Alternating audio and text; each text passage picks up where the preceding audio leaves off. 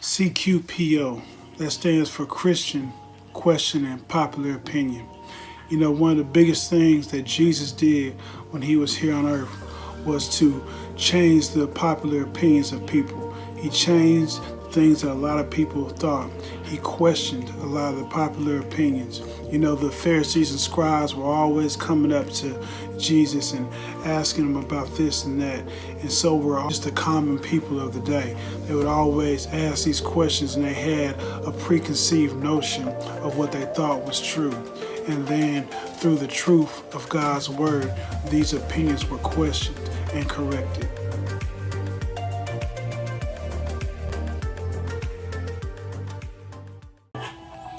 You know, if you ask the average person what's their opinion of where we come from, you know, most people will probably tell you something like evolution or natural selection. What exactly is natural selection? You know, I don't think we use our critical thinking when we say this word or when we say evolution, but natural selection actually tells a lot just by its name. Selection, that's exactly what this is. It's a natural process of selecting something that is already present. So when God created us, he created us with a large and diverse genome. So our DNA has the capability of producing a large variety of different colors, shapes, sizes, and different things in animals and in humans. This is why dogs can go all the way from a Saint Bernard to a Chihuahua. You can have long-haired dogs, short dogs, and you can make different breeds by simply breeding them. But you're not making a different kind of animal. You're just simply pulling more of the different kinds of DNA that are already loaded into the original dog kind. Same thing with humans. Us, when God made us, he gave us a very diverse amount of DNA to where we can have dark-skinned people, light-skinned people. So all natural selection is being able to select a different type to adapt to different climates. This is why you see darker people in Africa, lighter skinned people in places like Europe. Because of the climate, these people get along better in these different climates. Does this mean that evolution is true? Well, no, because how can we select something that is not there? So, as an example, reptiles are been told to us to evolve into birds. How can a reptile select a wing when reptiles are always born without wings? You might have large lizards, small lizards. You might have some that are one color and another a different color.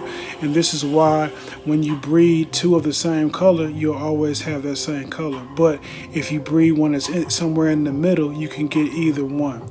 But you're never going to get a lizard with a wing. So you're never going to be able to select a wing to start making winged creatures. This is why natural selection only selects what's already there.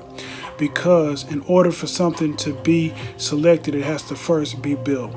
Here in Hebrews 3 and 4, for every house is built by somebody, but God is the builder of everything.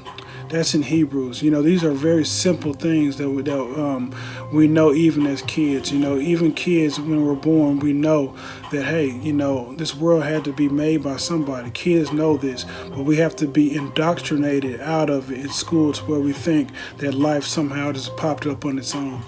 You know, back in the 1860s, Louis Pasteur, he actually did a series of experiments where he wanted to see if it was possible to have spontaneous life come from non-living materials.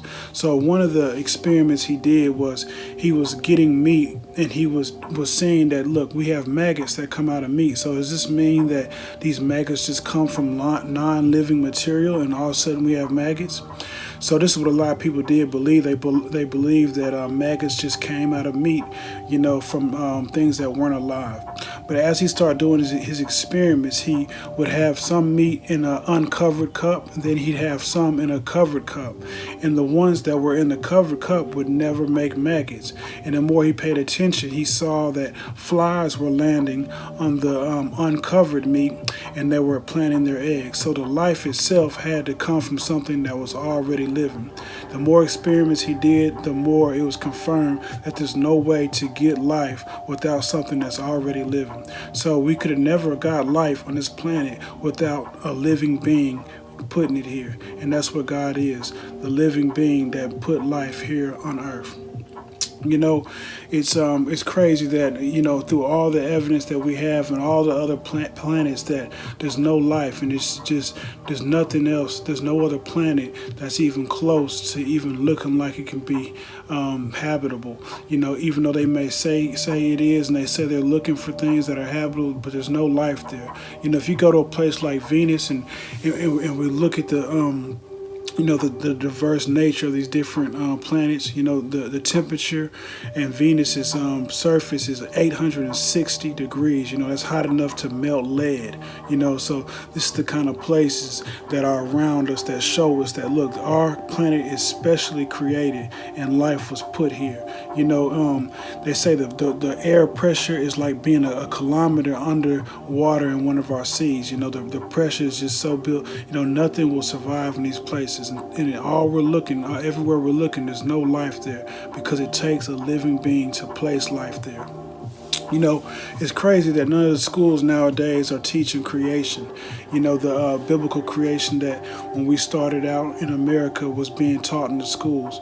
And, you know, a lot of people don't know why it was kicked out. People feel like maybe they kicked out creation because we figured out it wasn't true, or you know, the evidence was so overwhelming for evolution that we no longer teach creation. But that's actually not why it was kicked out. You know, evolution has taken over, and creation has been kicked out for moral reasons.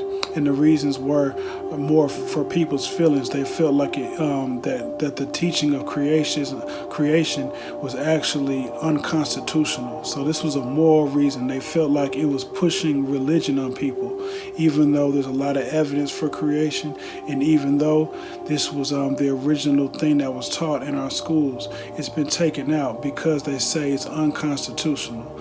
But yet, we have another belief, which is what evolution is. No one has seen it taking place. We just have to take it on faith. So this belief somehow is constitutional. You know, it's kind of funny that this is happening, and the Bible tells us about deceiving and telling us about how the world is going to be falling away from God in the last days, and everything just seems to add up so perfectly, and no one seems to notice. Everyone's blind to it, or it's just a coincidence, you know. But it's just really funny that we actually believe that life came from nothing, and that our planet and that all this order came from nothing. I guess the people who decided to kick creation out of schools had never read Isaiah 40 and 28. Do you not know? Have you not heard?